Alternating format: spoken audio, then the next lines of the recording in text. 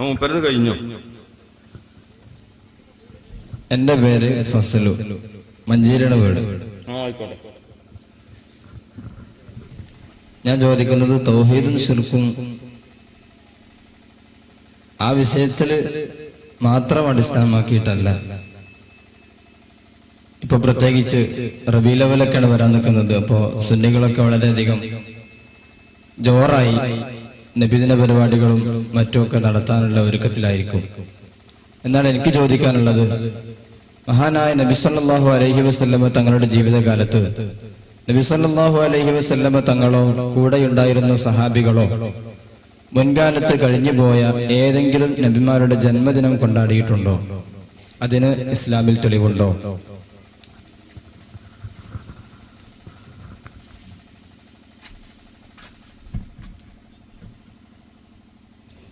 ബിസ്മില്ലാഹ് വൽഹംദുലില്ലാഹ് വസ്സലാത്തു വസ്സലാമു അലാ സയ്യിദിനാ മുഹമ്മദ് റസൂലുള്ളാഹ്.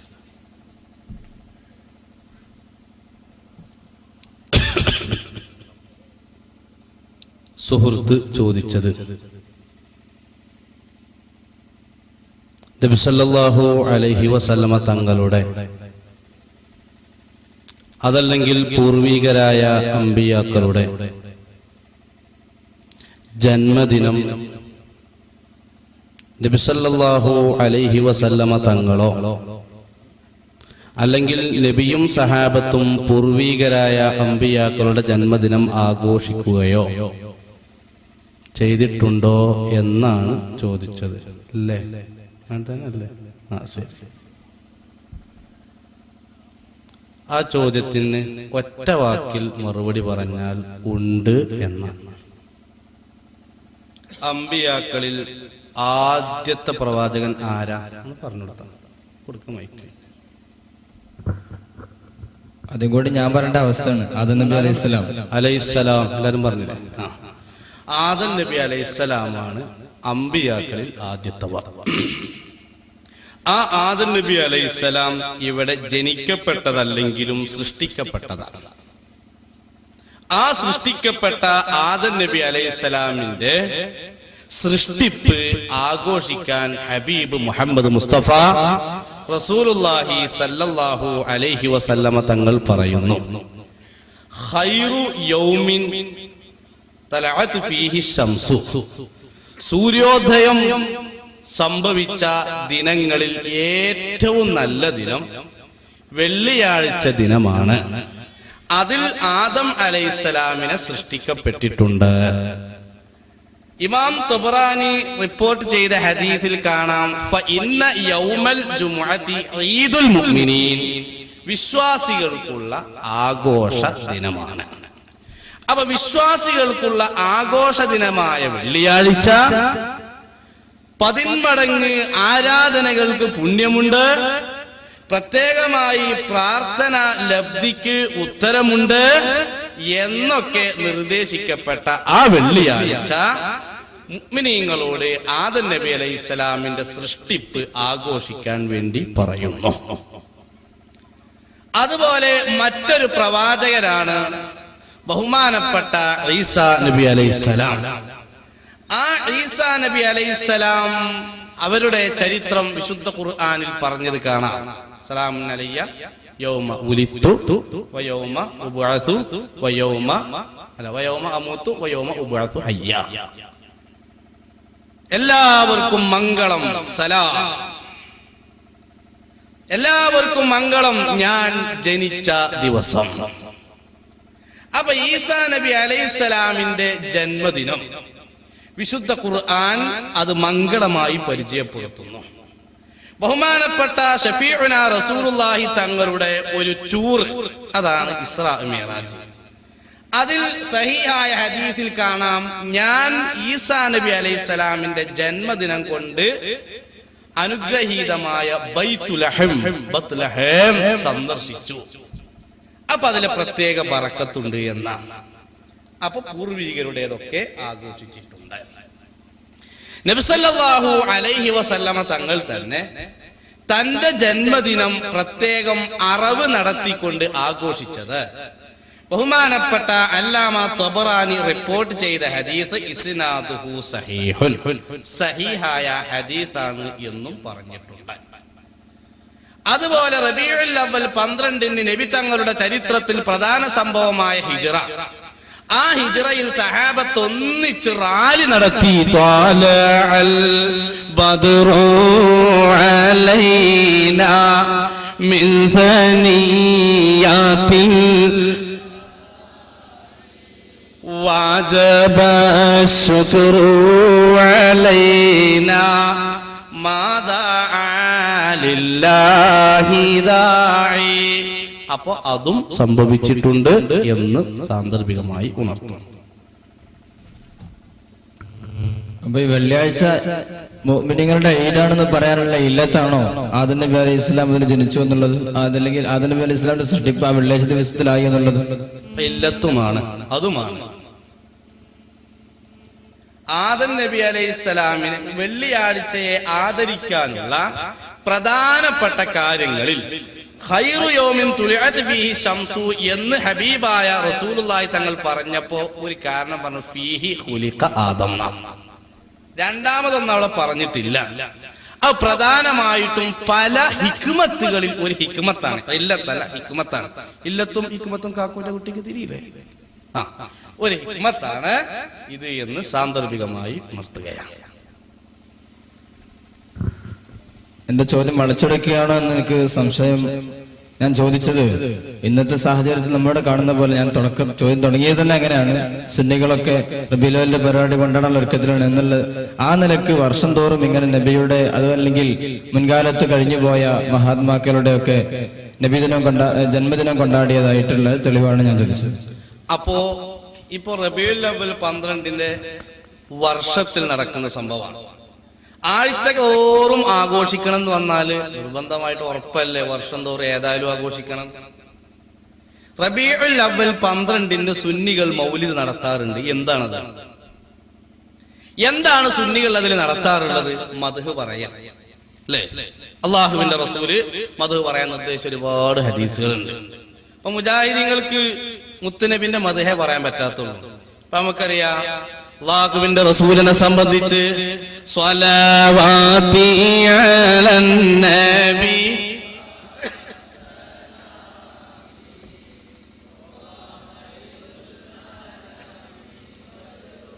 മുത്തുനബിനെ സംബന്ധിച്ച് ബദ്റു തമാം എന്ന് പറഞ്ഞാൽ അത് ശിർക്ക്. ലിശിദ്ദതി ഹുസ്നികിം യബ്കിൽ ആനാമോ ഫശൈഖു മുഹമ്മദുൻ ബദ്റു തമാമോ. എടവണ്ണ ചേക്ക് മയമീനെ പറ്റി പറഞ്ഞാൽ അത് ചൊർക്കേ.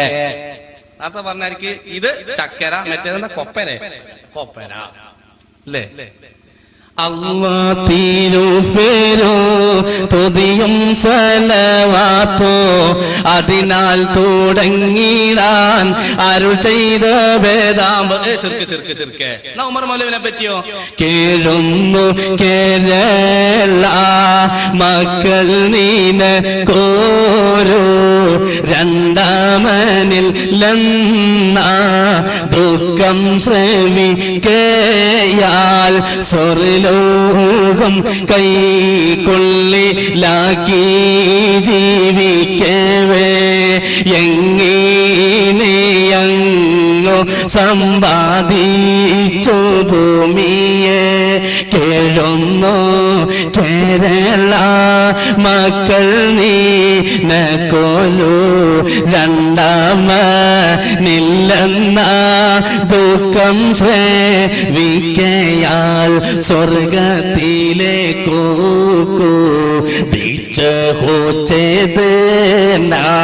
വേദന ശാന്തി തൻ സായുജമടയുവാൻ. മൊയ്തീമാലയ്ക്ക് എത്ര ട്യൂൺ ഉണ്ടെങ്കിലും ഒക്കെ ഫിറ്റാണതാണ് ഉമ്മറുമാല. ഇങ്ങനെ കുറെ വാപ്പറുമാലയുമായിട്ട് ഇവര് രംഗത്ത് വരും. അതിനൊരു കുഴപ്പമില്ല. അതിനെന്താ പറഞ്ഞത്? സ്വർഗത്തിലേക്ക് കുതിച്ചോ ചക്കക്കുരു തെറിച്ചനായിരിക്കും ഒരൊറ്റ തെറിച്ചന. പണ്ട് ഒരാള് ഒരു മയ്യത്തിനെ പിന്നെ കബറിക്ക് വെക്കണം എന്ന് പറഞ്ഞു. അല്ല നിങ്ങളെ കയ്യ് വറക്കുന്നുണ്ട്, നിങ്ങൾക്ക് വയസ്സായില്ലേ? അല്ല കുട്ടികളെ എന്നോട് തന്നെ വെക്കണമെന്ന് വസിയത്ത് ഉണ്ട് എന്ന് പറഞ്ഞു. എന്നാ ശരി, കയ്യ് കൊടുത്തതാ. കയ്യ് കൊടുത്തോടുകൂടെ മയ്യത്ത് തറ്റച്ചാട്ട. ഇയാളിങ്ങനെ മേപ്പിട്ട് നോക്കുമ്പോ ഇങ്ങനെ ദേഷ്യം പിടിച്ചേക്കുമ്പോ പറഞ്ഞു, മക്കളെ നിങ്ങളെ വാപ്പ ഊറിൽ നിങ്ങളെ കാണലും എന്റെ കയ്യിൽ ചാടലും. ഈ കോലത്തിൽ ഒരൊറ്റ കുതിച്ചല സ്വർഗത്തിൽ എത്തിയല്ലേ എന്നുള്ള വിവരമല്ല. കാരണം വാണം മുട്ടാനിക്കാണ് കുറ്റി എവിടെ ചാടിയെന്ന് ആരും നോക്കലില്ലല്ലോ. അപ്പൊ ഇങ്ങനെ മഹാന്മാരെ പറ്റി പറഞ്ഞൂടാ, മൗലൈമാരെ പറ്റി പറയാം. പറയാന്നുള്ളത് പുണ്യമാണ്. ദിക്റുൽ അംബിയാ ഇബാദ, ദിക്റു സ്വാലിഹിന കഫാറ. പിന്നെ അന്നദാനമാണ് നടത്തല്. ഹബീബായ റസൂലുള്ളാഹി തങ്ങൾ ഖദീജ ബീവിയുടെ പേരിൽ അന്നദാനം നടത്തിയത് സഹീഹുൽ ബുഖാരിയിലുണ്ട്. നമ്മൾ നബി തങ്ങളുടെ പേരിൽ അന്നദാനം അല്ലാഹു തആലാക്ക് വേണ്ടി നമ്മൾ നടത്തുന്നു. റുബ്ബമാ ദബഹ ശാത്ത, അങ്ങനെ ഹദീസിലുള്ളത്. നമ്മൾ റുബ്ബമാ നദ്ഹബുൽ പോത്ത, നമ്മൾ ചിലപ്പോൾ എന്താവും പോത്തിനെ ഇറക്കുന്നു. റുബ്ബമാ നദ്ഹബുൽ കോഴി, അല്ലെങ്കിൽ നമ്മൾ കോഴി ഇറക്കും. അവരവരുടെ കപ്പാസിറ്റിക്ക് അല്ല കപ്പാസിറ്റിക്ക് അനുസരിച്ച് നമ്മൾ എന്ത് ചെയ്യും? അർക്ക് എന്താ നമ്മൾ ചെയ്യും അല്ലേ? അപ്പൊ അത് വളരെ വ്യക്തമാണ്. ഇങ്ങനെയുള്ള പുണ്യകർമ്മങ്ങൾ റബീഉൽ അവ്വൽ 12-ന് ചെയ്യാൻ പറ്റുമല്ലേന്നാ അല്ലേ? അങ്ങനല്ലേ? റബീഉൽ അവ്വൽ 12-ന് ചെയ്യാൻ പറ്റുകയില്ല ഈ പുണ്യകർമ്മങ്ങൾ എന്നത് പുത്തൻവാദം. റബീഉൽ അവ്വൽ 12-ന് മദ്ഹ് പറയാൻ പാടില്ല. എല്ലാ സമയത്തും പാടാം. റബീഉൽ അവ്വൽ 12-ന് പാടില്ല. റബീഉൽ അവ്വൽ 12-ന് അന്നദാനം നടത്താൻ പാടില്ല. റബീഉൽ അവ്വൽ 12-ന് ഇതുപോലെയുള്ള സ്വലാത്ത് എല്ലാം പാടില്ല, മജ്ലിസ് സംഘടിപ്പിക്കാൻ പാടില്ല എന്നതാണ് പുത്തൻവാദം. എന്തുകൊണ്ട്? ഒരു മുകല്ലഫായ മനുഷ്യന്റെ ഇബാദത്ത് 2 വിധമാണ്. ഒന്ന് മുഖയ്യദായ ഇബാദത്ത്, ഉപാധിയായ ഇബാദത്ത്. 2 മുത്ലഖായ ഇബാദത്ത്, ഉപാധിരഹിതമായ ഇബാദത്ത്. ഇപ്പൊ സ്വലാത്ത് ചൊല്ലുക, ഖുർആൻ ഓതുക, ഇൽമു പറയാം, അതൊക്കെ എന്താണ്? ഉപാധിരഹിതമായ ഇബാദത്താണ്. ഉപാധിയോടുകൂടെയുള്ള ഇബാദത്താണ്. ഇപ്പൊ ളുഹർ 4 നിസ്കരിക്കാൻ പാടുള്ളൂ, 5ാമത്തെ റക്അത്ത് പാടില്ല. പെരുന്നാക്ക് വാങ്ക് കൊടുക്കാൻ പാടില്ല. മയ്യിത്ത് നിസ്കാരത്തിന് വാങ്ങില്ല. അതൊക്കെ നിശ്ചിതമായ ഷർത്തുകളും രൂപങ്ങളും ഭാവങ്ങളും നിർണയിക്കപ്പെട്ട ഇബാദത്താണ്. എങ്കിൽ ചില ഇബാദത്തുകൾ അങ്ങനെയല്ല. സ്വലാത്തില്ല, ഇൽമു അറിഞ്ഞു കൊടുക്കുക അല്ലെ? ഇപ്പൊ ക്ലാസ് എടുക്കലുണ്ട്, സ്ഥാപനം ഉണ്ടാക്കലുണ്ട്, പലതും നടത്തുന്നുണ്ട്. അത്തരം ഇബാദത്തുകൾക്ക് പ്രത്യേകമായ വർഷമോ മാസമോ സമയമോ തെരഞ്ഞെടുക്കുന്നതിന് കുഴപ്പം ഇല്ല. ബഹുമാനപ്പെട്ട അബ്ദുല്ലാഹ് ബിൻ അംർ റളിയല്ലാഹു അൻഹു, അബ്ദുല്ലാഹ് ബിൻ ഉമർ റളിയല്ലാഹു അൻഹു ഇൽമു പറഞ്ഞു കൊടുക്കാൻ വ്യാഴാഴ്ച തെരഞ്ഞെടുത്തിരുന്നു. നിങ്ങൾ വ്യാഴാഴ്ച ക്ലാസ് എടുക്കണം എന്ന വല്ല ഹദീസിലുണ്ടോ? ഇല്ല. സഹീഹുൽ ബുഖാരിയിൽ കിതാബുൽ ഇൽമിൽ കാണാം. അങ്ങനെ ഒരുപാട് സംഭവങ്ങളുണ്ട്. അപ്പൊ ചുരുക്കത്തിൽ അതിന് കുഴപ്പമില്ല. ഇന്ന മിൻ ഖിയാരി ഇബാദില്ലാ, അല്ലാഹു തആല പൊരുത്തപ്പെടുന്ന ചില അടിമകൾ യുറാഊന ശംസ വൽ ഖമറ വൽ നുജൂബ, അവർ പ്രത്യേകമായ സമയങ്ങൾ തെരഞ്ഞെടുക്കും. അല്ലാഹു പൊരുത്തപ്പെടുന്ന നല്ല കാര്യങ്ങൾ പറയാൻ, പ്രശംസിക്കാൻ അതേ റബീഉൽ അവ്വലിൽ നടത്താറുള്ളൂ എന്ന് ഓർമ്മപ്പെടുത്തുന്നു. ഉമർ മൗലവിന്റെ അനുശോചന കാവ്യ ഞങ്ങൾ മാലയിട്ട് ചിത്രീകരിച്ചു. അത് മുജാഹിദുകളായ ഞങ്ങളെ സംബന്ധിച്ചിടത്തോളം പറയാറുള്ളത്, കേരളത്തിൽ എവിടെയെങ്കിലും നിങ്ങൾ മുഹിദ്യമാലൊക്കെ ചൊല്ലി നടക്കുന്നത് പോലെ ഏതെങ്കിലും ഒരു വേദിയിൽ ഒരു മുജാഹിദ് അങ്ങനെ അത് ആ മാല പാരായണം ചെയ്തുകൊണ്ട് ഒരു പ്രത്യേക പുണ്യകർമ്മം എന്ന രീതിയിൽ പാരായണം ചെയ്തതായിട്ട് മൂക്കി കീഴ്പ്പെട്ട ഒരു സുന്നിക്കും തെളിയിക്കാൻ കഴിയില്ല. ഒന്ന്. പിന്നെ മറ്റൊന്ന്, നിങ്ങൾക്ക് ആവശ്യമുള്ള ഇസ്ലാഹും നിങ്ങൾക്ക് ആവശ്യമുള്ള ഭാഗങ്ങൾ മാത്രം വായിച്ചുകൊണ്ട് മുങ്ങുക എന്നുള്ളത് സാധാരണ സ്വഭാവമാണ്. അതേസമയം അൽ ഇസ്ലാഹ് എന്ന പേരിൽ പിന്നീട് ഇസ്ലാഹ് എന്ന പേരിൽ ഇറങ്ങുന്ന ഇസ്ലാഹ് മാസികയിൽ അതിന് ശേഷം വന്ന ഒരു പതിപ്പില് അവസാനത്തെ പേജിന്റെ തൊട്ട് മുന്നത്തെ പേജിലായിട്ട് ഉമർ മൗലവിയുടെ അനുശോചന കാവ്യം എന്ന പേരിൽ വന്ന ഈ അനുശോചന കാവ്യത്തിൽ ഇസ്ലാമിന് നിരക്കാത്ത പല കാര്യങ്ങളും സംഭവിച്ചിട്ടുണ്ടെന്നും അത് തിരുത്തി എഴുതിയിട്ടുമുണ്ട്. അത് കാണാതെ പോയത് ഉചിതമല്ല എന്നും ഈ സമയത്ത് അറിയിക്കാം. പിന്നെ ഓരോന്ന് കഴിഞ്ഞിട്ട് കുട്ടിയെ ഇസ്ലാഹിന് എഡിറ്റർ ഒന്നുമില്ലേ? എഡിറ്റർ പറഞ്ഞാൽ പരിശോധിച്ച് ചിന്തിച്ച് ഇറക്കാനുള്ളതാണല്ലോ. എഡിറ്റർ ഒന്നും ഇല്ലേ ഇസ്ലാഹിന്? കൊടുക്കും വൈക്കാ കുട്ടിന്റെ അടുത്ത്. എഡിറ്റർ മാസമൊന്നല്ലോ, ചിലപ്പോ തെറ്റ് സംഭവിച്ചു പോകാലോ. അത് ശരി. അപ്പൊ എഡിറ്റർക്ക് തെറ്റ് സംഭവിക്കുന്നുണ്ടോ നോക്കാനല്ലേ സബ് എഡിറ്റർ ആവൂല്ലേ? അത് പിന്നെ അറിഞ്ഞതിന് ശേഷം അല്ലേ? അപ്പൊ പിന്നെ പ്രസിദ്ധീകരിച്ച് ഇങ്ങനെ ആ പേജ് ഇങ്ങനെ ഒട്ടിച്ചു പിഞ്ചിതേച്ചിരിക്കുന്നു. സുന്നികൾ വിമർശിച്ചപ്പോ പണ്ട് ബഹുമാനപ്പെട്ട ഉസ്മാൻ ബിൻ അഫ്ഫാൻ റളിയല്ലാഹു അൻഹു പിന്നെ വഫാത്തായ റസൂലുള്ളാഹി സ്വല്ലല്ലാഹു അലൈഹി വസല്ലമ തങ്ങൾ അള്ളാഹുവിന്റെ റസൂൽ വെള്ളം കൊടുത്തു എന്ന സംഭവം അങ്ങ് എഴുതിയപ്പോ തിരൂരങ്ങാടി മുഖാമുഖത്തിൽ വെച്ച് അലവി സഖാഫി, കൊളത്തൂരും മാളിയേക്കൽ സഖാഫിയെ പോലെയുള്ള ആളുകൾ അന്ന് മുതൽ സ്റ്റേജാന്തരം പേജാന്തരം വിമർശിച്ചപ്പോ 4 കൊല്ലം കഴിഞ്ഞിട്ടാണ് അവൻ തിരുത്തിയത്. മനസ്സിലായില്ലേ? അല്ലെങ്കിൽ എഴുപത്തി പിരിച്ചിടേണ്ടി വരും തോന്നി അല്ലേ? ഇതേപോലെയാണ് ഓരോ തിരുത്തലുകളും. അപ്പൊ പിന്നെ അത് മാലായിട്ട് ഞങ്ങൾ കൊണ്ടെടുക്കാറുണ്ടോ? പിന്നെ എന്തിനാ ഇസ്ലാം മാസിക?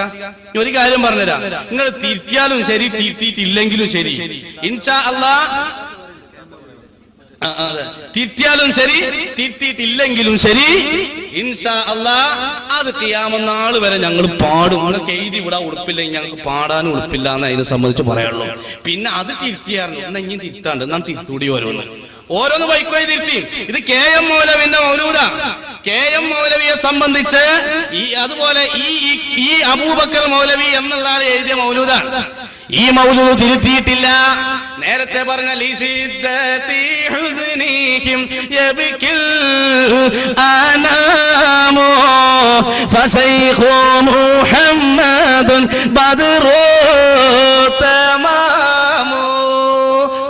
എന്തൊരു ടൂണ തിരുത്തിണോ കൊടുത്ത في الصدق كان أبا بكر وحيدر في شجاعة وغدا في العلم حسنانا.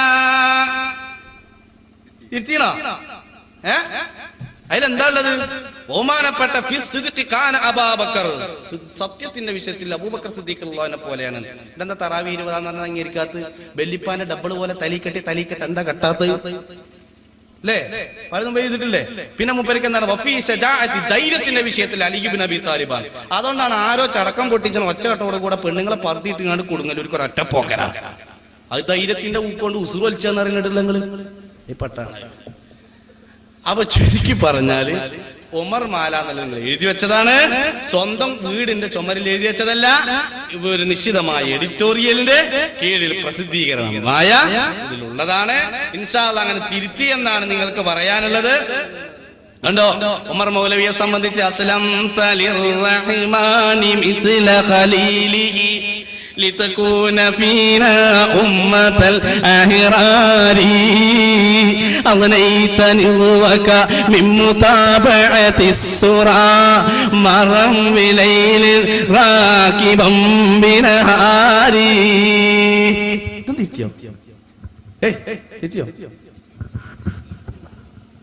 അപ്പൊ ഇനി തിരുത്തി മറ്റത് മറിച്ചെന്ന് പറയണ്ട. ഇതൊക്കെ അങ്ങനെ തന്നെയാണ്.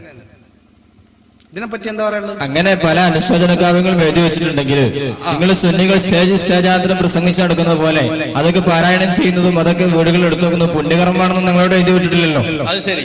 ഞങ്ങൾ വിമർശിക്കുന്നത് പുണ്യകർമ്മം എന്ന രീതിയിൽ നിങ്ങൾ നടത്തുന്ന മൗലിക പാരായണങ്ങളെയും മൗലികാഘോഷങ്ങളെയുമാണ്. അപ്പൊ ചുരുക്കി പറഞ്ഞ ഇങ്ങനത്തെ ബുക്ക് വായിക്കാൻ ഒരിക്കലും ആരും വായിച്ചു പോകരുത്. അതൊക്കെ ദലാലത്താണ്, പിഴവാണ്, പുണ്യകർമ്മമല്ല. അല്ലേ? പുണ്യകർമ്മ അല്ലാതെ ലലാലത്തുനിന്ന് കിട്ടുമോ? പുണ്യകർമ്മ അല്ലാതെ അവരുടെ ലലാലത്തുനിന്ന് കിട്ടുമോ? ഇതൊരിക്കലും പുണ്യകർമ്മമല്ല. പിന്നെ എന്ത് കർമ്മമാണ് എന്നാ പറയുക? അത് അദ്ദേഹത്തിന്റെ ഒരു അനുശോചന കാവ്യം എഴുതി. അപ്പൊ അത് വായിക്കാൻ അത്രയേ ഉള്ളൂ. അതിന് പ്രത്യേക കൂലി കിട്ടുന്ന കൂടി പറഞ്ഞില്ലല്ലോ. ഒരാള് ഹബീബായ റസൂലുള്ളാഹി സ്വല്ലല്ലാഹു അലൈഹി വസല്ലം തങ്ങൾ പറഞ്ഞു, ഉദ്കുറു മഹാസിന മൗതാക്കും, മരിച്ച ആൾക്കാരെ നല്ല കാര്യങ്ങൾ പറയാം. ഈ പറഞ്ഞത് മഹാസിനിലാണോ അതിന്റെ ഓപ്പോസിറ്റ് ആയ ദമ്മിലാ വിടുക? അത് നമ്മുടെ വിഷയമായിട്ട് ബന്ധപ്പെട്ടതല്ല. ചോദിച്ചിന് മറുപടി അതാണ് വിഷയം. നിങ്ങൾ പറഞ്ഞത് പുണ്യകർമ്മമാണെന്നുള്ള നിലയ്ക്ക് പാടുക എന്നുള്ളതല്ല. ഇത് ഒരു അംഗീകൃതമായ മരിച്ചുപോയ ഒരാളെ സംബന്ധിച്ച് പറയാൻ വേണ്ടി നിർദ്ദേശിക്കപ്പെട്ടത് അള്ളാഹുവിന്റെ റസൂൽ പറഞ്ഞ മഹാസിന മൗത്താക്കും എന്നതിന്റെ പരിധിയിലാണോ പെടുക, അതിനപ്പുറാണോ? അതാ ചോദിച്ചത്. ചോദിച്ചതിന് മറുപടി അറിയാം.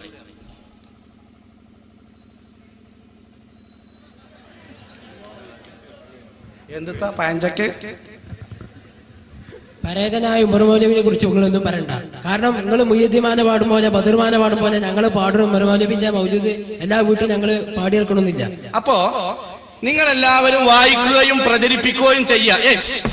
വായിക്കുക എന്നുള്ളതിന്റെ മേനയാണ് എന്ത്? പാരായണം ചെയ്യാം. വായിക്കുകയും പ്രചരിപ്പിക്കുകയും ചെയ്യുക ഇസ്ലാം മാസിക എന്നുള്ളത് അല്ലേ? അപ്പൊ ഇസ്ലാം മാസിക വായിക്കുക എന്ന് പറഞ്ഞാൽ പാരായണം ചെയ്യുക എന്നുള്ളതിന്റെ മേന ഇനി ലാസ്റ്റ് ഇരവുണ്ട്. മൊയ്തിമാലിന്റെ പോലെ ഇരവുണ്ട്. അല്ലയോ നാദ സംവീതമായ വിപത്തുകളിൽ നിന്നും ഞാൻ നിന്നിൽ ശരണം പ്രാപിക്കുന്നു എന്നൊക്കെ പറഞ്ഞിട്ട് ഇരവുണ്ട്. പാടാൻ കഴിയുന്നില്ല. കാരണം ഇവരെ മുജാഹിദ് എന്ന് പറഞ്ഞാൽ അങ്ങനെയാണ്. ചിലപ്പോൾ രീതി കഴിഞ്ഞാലും പാട്ട് വെച്ചൂല, പാട്ട് കഴിഞ്ഞാലും രീതി വെച്ചൂല. അത് വേറെ വിഷയം. അപ്പൊ അങ്ങനെ ഒടുവിലെ ഇരവടക്കുണ്ട്. അപ്പൊ മാലന്റെ എല്ലാ ശൈലിയുണ്ട് അല്ലേ? ഇരവ് കണ്ടിട്ടില്ല നിങ്ങള്? സാബിന്റെ നേരത്ത് മന്നറെ ഹുസൈനാരെ കാവൽ വാശങ്കല്ല തെണ്ടിച്ച സ്വത്തുക്കൾ തൂക്കി നളർക്കുമ്പോൾ മൂഫർ ഹുസൈനാരെ കാവൽ വാശങ്കല്ല. അതാണ് ഇരവ്. മനസ്സിലായില്ലേ? അല്ലാതെ ഇറങ്ങി നടക്കാന്നല്ല. മനസ്സിലായോ? അതാണിത്. അപ്പൊ അതടക്കം ഇതിലുണ്ട്. അപ്പൊ ഇനി പാരായണം ചെയ്യലില്ല എന്ന് പറയരുത്. പാരായണം ചെയ്യാൻ വേണ്ടി ഇസ്ലാഹ് നിർദ്ദേശിച്ചിട്ടുണ്ട്. അത് നിങ്ങൾ പാരായണം ചെയ്യാത്തതിന് ഞങ്ങളല്ല ഉത്തരവാദികൾ, നിങ്ങളാണ്. അല്ലെങ്കിൽ ഇനി മേലാൽ ആ പരസ്യം ചെയ്യരുതെന്ന് പറയാം. മേലാൽ വായിക്കുക, പ്രചരിപ്പിക്കുക, വരിക്കാരാവുക എന്നൊക്കെ ഉണ്ടല്ലോ. വരിക്കാരാകുക എന്ന് പറഞ്ഞാൽ വരിയായി നിൽക്കുക എന്നല്ല ഇതിന്റെ മേല. പിന്നെ എന്താ ഇതിന്റെ? അത് വായിക്കുന്ന പ്രചാരകരായിട്ട് അതൊക്കെ വാങ്ങുകയും ഉപയോഗപ്പെടുത്തുകയും ചെയ്യുക. അത് കടല പുതിയാനല്ലല്ലോ. അതിനാ അപ്പൊ അങ്ങനെയൊന്നും അല്ല. നിങ്ങൾ ഈ മമ്പ്രതങ്ങള് അതുപോലെ തന്നെ മടവൂർ ഷെയ്ഖ് ഇതുപോലെ ആളുകൾക്ക് മൗലൂദ് എന്തൊക്കെ ഓതാറുണ്ട് നിങ്ങൾ. എന്നാൽ ഈ മമ്പ്രതങ്ങള് മടവൂർ ഷെയ്ഖിന്റെ ആളുകളൊക്കെ അവിടുത്തെ ആൾക്കാരെ അറിയുള്ളൂ. ഇപ്പൊ ഒരു മമ്പുറത്തെ ആൾക്കാണ് മമ്പുറത്തെ തങ്ങളെ പറ്റി അറിയുള്ളൂ. ഒരു മടവൂർ ഷെയ്ഖിനെ പറ്റിയാണ് അവിടുത്തെ ആൾക്കാർക്ക് അറിയുള്ളൂ. ഇവിടുത്തെ ആൾക്കാർക്ക് പൈനെ പറ്റി അറിയോ? ഇവിടുത്തെ ആൾക്കാരോട് പൈന്റെ മൗലൂദ് എല്ലാം പറഞ്ഞ എന്താ കാര്യം? പിന്നെ ഉമർ മൗലവിനെ പറ്റി അപ്പൊ കൊച്ചിയിലുള്ള ആളെ എഴുതിയാലോ? അല്ല ഇത് തന്നെ ഉണ്ട്. കൊച്ചിത്തെ അയാൾക്ക് അറിഞ്ഞതുകൊണ്ടാണ്. അപ്പൊ കൊച്ചി തിരൂർക്കാട്ട് കിടക്കണ ഉമർ മൗലവിക്ക് കൊച്ചി കിടക്കണ ആളെ അറിയാല്ലേ? അത് ശരി. അപ്പൊ മമ്പുറം കിടക്കുന്ന ആളെ സംബന്ധിച്ച് നമുക്കൊക്കെ അറിയാം. ഇതിപ്പോ എന്താ കുഴപ്പം?